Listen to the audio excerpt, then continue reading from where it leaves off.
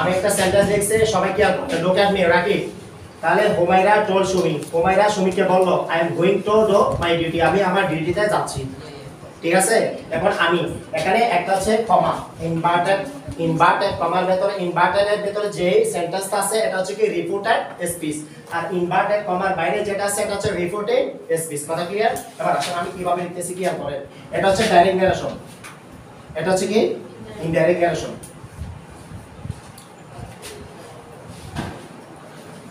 Humaira told Sumi, দেখ এখানে একটা কাজ করছি শুনেন, সেম ওয়ে তো হুমায়রা লিখছি, টোল্ড সেম ওয়ে টোল্ড লিখছি, সুমি সুমি লিখছি, জাস্ট এখানে ইনভার্টেড এই কমাটা, যেখানে কমা দেওয়া থাকবে কমাটা ওটা কি লিখতে হবে আপনাকে ড্যাট বসাইছি। আমি একটা কাজ করছি কি, অর্থাৎ কমাটা ওটা কি বসছে দ্যাট। কথা ক্লিয়ার? তাহলে আমি লিখছি Humaira told Sumi that, Humaira told Sumi that. এরপর আসছে কি I am going to do my duty. Clear করে? এখন এটা হচ্ছে কি, এটা হচ্ছে সাবজেক্ট, হুমায়রা কি সাবজেক্ট, আর এটা হচ্ছে কি পাস্ট পারসন, এটা কি বলে পাস্ট।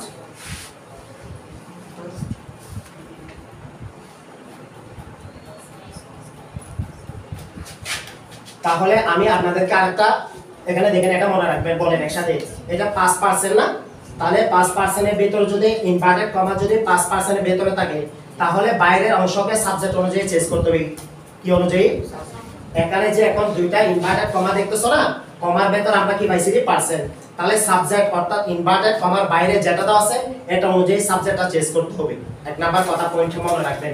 দুই নাম্বার সেকেন্ড, অর্থাৎ সেকেন্ড পারসন কি হবে, অর্থাৎ যদি ইনভার্টেড কমার ভেতরে থাকে তাহলে অবজেক্ট অনুযায়ী চেঞ্জ করতে হবে বাইরের অংশটাকে, আর যদি থার্ড পারসন নো চেঞ্জ কোনো পরিবর্তন করতে হবে না।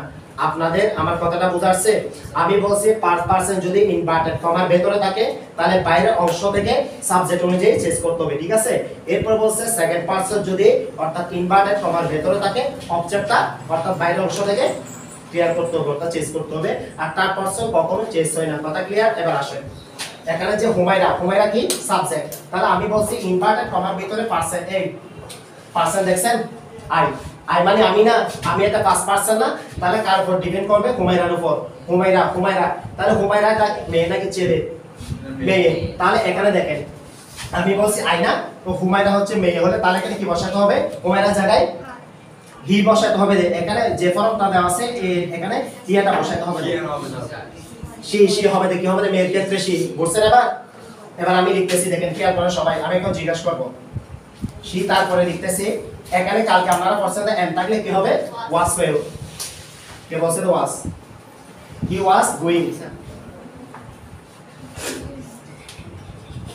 To do. আমি জিজ্ঞাসা করব ডো না আপনার হাসাহাসি করতেছো, আব্বা আমার টাকা তো নষ্ট করতেছ, আর আমি যে এত কষ্ট করে বোঝাইতেছি এখানে হাসাহাসি করতেছ। এখন হাসাহাসি করার সময় খুব ভালো, এখানে যে বলছে কি আমি হুমায়রা টোল্ড সুমি দ্যাট, তারপরে she was going to do, এখানে যে মায়াটা কি বলেন তো, কে বলতে পারবে মায়াটা কি? রশনি বলেন মায়াটা কি? মায়াটা কি? মায়াটা কি কে বলতে পারবে? কারো মনোযোগ নেই। দেখেন মাই, স্যার মায়াটা ফার্স্ট পারসন, আমি আমার আমরা, আমি আমার আমরা যতগুলো আছে এগুলো হচ্ছে পারসন।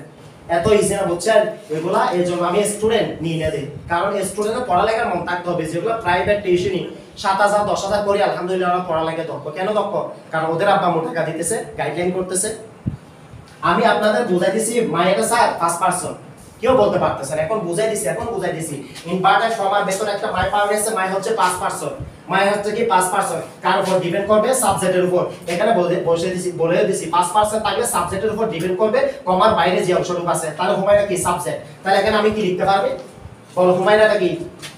এখানে মাই কত, এখানে মাই কত পারসেন্ট? এটা মাই, তাহলে হুমায়রার ঘর ধরেন এই 3 ঘর, এখানে হার লিখতে হবে। কোডিং বলতে কিছু আছে এখন, এখানে কি বসাবো আমি? এখানে হার, তারপর কি লিখবো বলো তো? ডিউটি।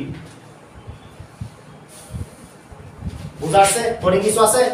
এটা বুঝতে হবে, আপনাদের নলেজ বলেছে আমি প্রতিটা পড়ি। এই ঘরটা কেন রাখছি আপনাদের যখন বলবো বুঝে আসবে না।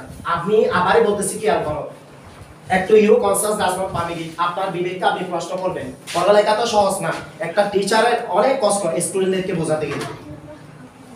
হাসতেছে এখানে হাসার সময় দেখেন আমি বলছি হুমায়রা টোল্ড বোঝার জন্য আপনাদের দিয়ে एग्जांपल দিতেছি হুমায়রা টোল্ড সুমি হুমায়রা সুমিকে বলবো I am going to do my duty আমি আমার ডিউটিতে যাচ্ছি তাহলে হুমায়রা সে মধ্যে স্যার বসাইছে টোল এর পরিবর্তে টোল পড়ছে সুমির পরিবর্তে সুমি পড়ছে তাহলে আই স্যার বলছে যদি ইনভার্টেড কমার ভিতরে 5% থাকে তাহলে সাবজেক্ট অনুযায়ী আমরা চেঞ্জ করব তাহলে আই হচ্ছে কি সাবজেক্ট হুমায়রার পরিবর্তে হুমায়রা লেখা যাবে না হুমায়রার প্রনাউনটা লিখতে হবে প্রনাউনটা কি এসি বসাইছি আমি এটা সবার বোঝা আসছে তারপর কি বলছি এম থাকলে আপনাদের কালকে লিখেছি মনে আছে ওয়াজ লিখতে হবে আমি সেমতে ওয়াজ লিখছি এরপরে গোইং টুরো সেমতে লিখে ফেলছি এখানে শুধু মাই আবার মাই হচ্ছে কি 5% কার উপর ডিপেন্ড করবে হুমায়রার উপর হুমায়রা হচ্ছে কি একটা মেয়ে তাহলে এই ঘরে দেখবেন এই 3 ঘরে আসবে 3 নাম্বার ফর্মে হাত দেওয়া আছে হাতটা বসিয়ে দেবে বুঝাচ্ছে কার বুঝাচ্ছে একটু রেস ইওর হ্যান্ড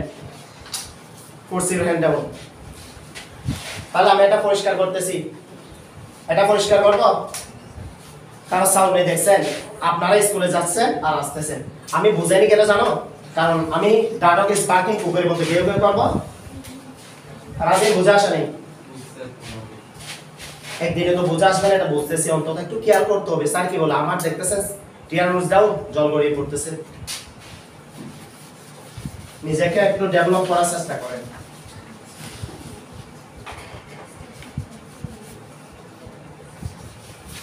সময় আপনি বলছেন এখন ঠিক আছে এরপরে দেখেন come to the point look at me আরেকটা एग्जांपल লিখতেছি দেখেন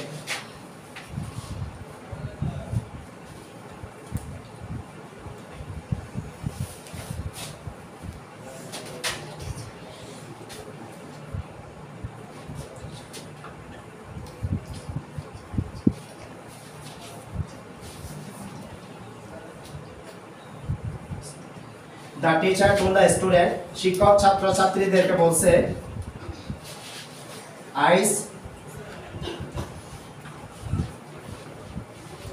ice floats on water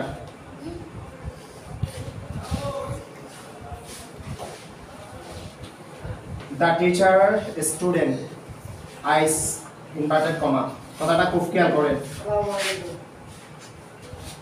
the teacher told the student teacher ছাত্র ছাত্রীদেরকে বলছে আইস ফ্লোটস অন ওয়াটার বরফ পানিতে ভাসে ইউনিভার্সাল ট্রুথ চিরন্তন সত্য কথা এখানে কোনো কিছু চেঞ্জ করতে হবে একটা জিনিস চেঞ্জ করতে হবে কি জানেন আমি এটা লিখতেছি না the teacher told the student এখানে ইনভার্টেড কমা উঠে শুধু একটা ড্যাট লিখতে হবে আর বাকিটা সেম হতে বসে যাবে আমার কথাটা আপনাদের বোঝাচ্ছে যদি একটা সেন্টেন্স পুরোপুরি সঠিক আছে ইউনিভার্সাল ট্রুথ মানে চিরন্তন সত্য কোনো লাইন চেঞ্জ করতে হবে না the teacher told the student that এখানে ইনভার্টেড কমা স্টুডেন্ট দ্যাট বসাতে হবে এরপর আছে আইস ফ্লোটস অন ওয়াটার বরফ পানিতে ভাসে কথা ক্লিয়ার বোঝাচ্ছে এরপর আরেকটা एग्जांपल দিতেছি আপনাদের বুঝা আসবে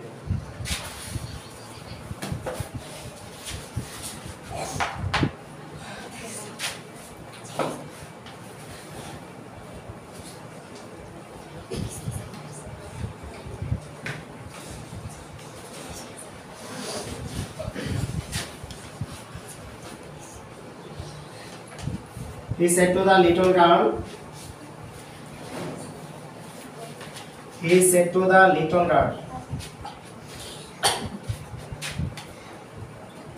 হাসতেছ কেন কি সমস্যা কিছু বলবেন আপনি ঠিক আছে আমার ক্লাসটা শেষ করার পর আপনাকে দেব ভিডিওর মাধ্যমে কথা বলতেছেন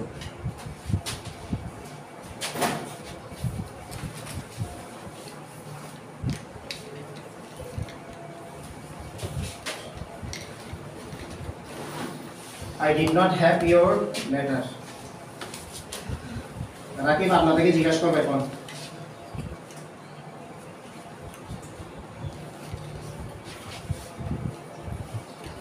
তাহলে এখানে বলছে he said to the little girl অর্থাৎ সে বলল ছোট বালিকাকে বা মেয়েকে he did not have your letter আমি তোমার চিঠি পাইনি আসেন তাহলে he said এর পরিবর্তে আমরা কি লিখব told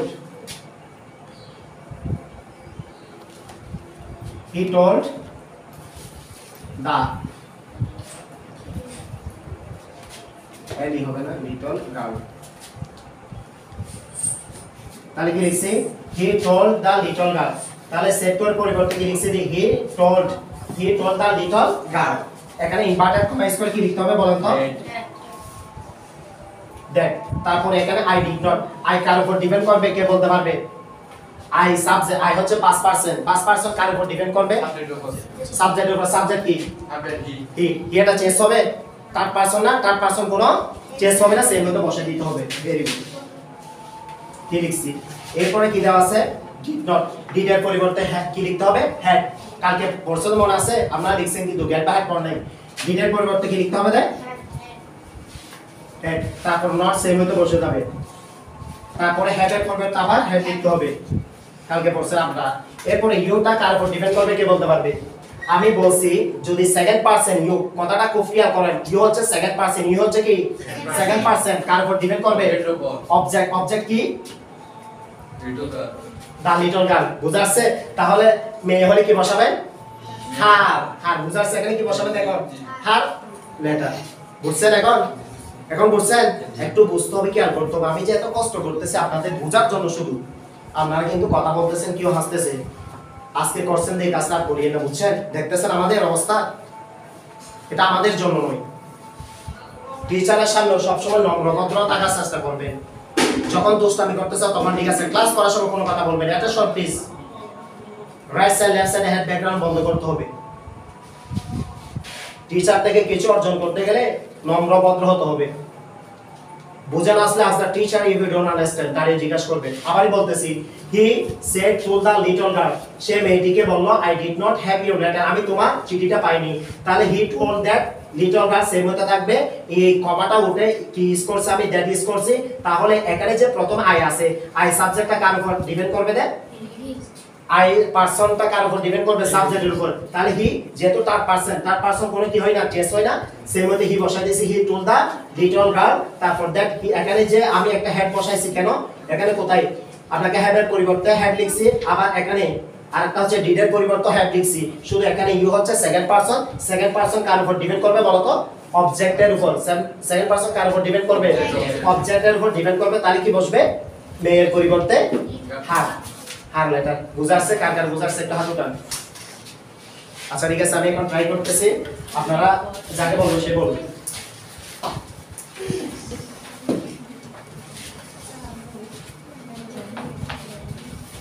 সবাই আমার দিকে দেখেন look at me sir Humaira বলেন পাঁচ পারসন কার উপর ডিপেন্ড করে চেঞ্জ করতে হবে সাবজেক্ট আপনি বলেন থার্ড পারসন কিভাবে চেঞ্জ করবেন কথা কেউ বলবে না নিহাকে বলছি আমি থার্ড পারসন কিভাবে চেঞ্জ করতে হবে বলো ক্লাসে অমনোযোগী ক্লাসে মন দেন তাই সময় বলেন থার্ড পারসন কিভাবে চেঞ্জ করতে হবে ফার্স্ট পারসন কিভাবে চেঞ্জ করতে হবে চেঞ্জ হবে না তো এটা আগে বলবো না কেন তাড়াতাড়ি বলবেন না স্যার তারপরে আপনি নিজে তো লিখছেন থার্ড পারসন কোনো চেঞ্জ হবে না দেখছেন নিহা আপনাদের এগুলো বোঝার জন্য এবার রোশনি বলেন সেকেন্ড পারসন কিসের উপর ডিপেন্ড করে চেঞ্জ হবে অবজেক্ট উপরে ভেরি গুড নাবিলা বলেন সাবজেক্ট কিসের উপর চেঞ্জ হবে ফার্স্ট পারসন এটা বলতে পারতেছেন যখন একটু ঘুরাই দিয়ে আর বলতে পারে না সেকেন্ড পারসন কার উপর ডিপেন্ড করে চেঞ্জ হবে ইলমা জানো না ডাইরেক্টলি বলে দিয়েছে মনোযোগটা কোথায় আমার সবচেয়ে একটা ক্লাসে মনোযোগটাই বেশি একটা স্টুডেন্ট না পারা একটা কারণ মনোযোগ নেই একবার না পারে দেখা শতবার পারিব না কথাটি বলিও না আজকে আপনি আমি যেটা লিখেছি কার বুঝাচ্ছে একটু বলেন তো ঠিক আছে হাত নামান তোমারা বোঝা না কিছু আমি আমার কথা চাই একদিনে তো বোঝা আসবে না আমি কাউকে তো ভিডিওতেছি না আমার শুধু খারাপ লাগতেছে আমার অবস্থা দেখে আমি জাস্ট আপনাদের বোঝাই দেওয়ার জন্য আপনাদেরকে আমি বলাইতেছি কেউ হাসতেছে রাকিব কি জন্য হাসছে তারপর নিহা কি জন্য হাসছ হাসানি বন্ধ করতে হবে না বুঝলে স্যার আমি বুঝি না আবার বলো আমি 100 বার বুঝাই দেবো একদিনে বোঝা আসে না এই ফরম্যাটটা বোঝাই দিয়ে মোটামুটি বোঝা আসছে তাহলে কালকে যখন আরো বোঝাবো আরো বোঝাবে এরপরে যখন পরশু আরো বোঝাবো আরো বোঝা আসবে স্যার এখন পারবো ক্লিয়ার সকলে ভালোভাবে প্র্যাকটিস করার চেষ্টা করবেন সকলে ভালো থাকবেন সুস্থ থাকবেন আবার পরবর্তী ভিডিওতে দেখা হবে আসসালামু আলাইকুম